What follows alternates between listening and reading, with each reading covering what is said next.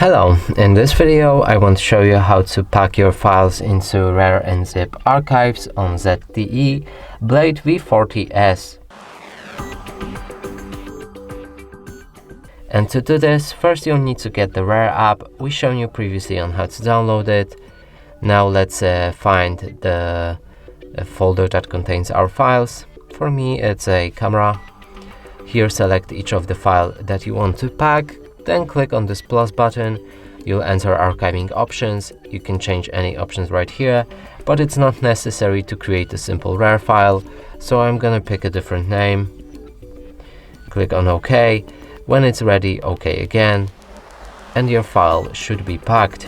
And that's it for this video. Hope you like it. Please consider subscribing to our channel, leave a like and a comment below.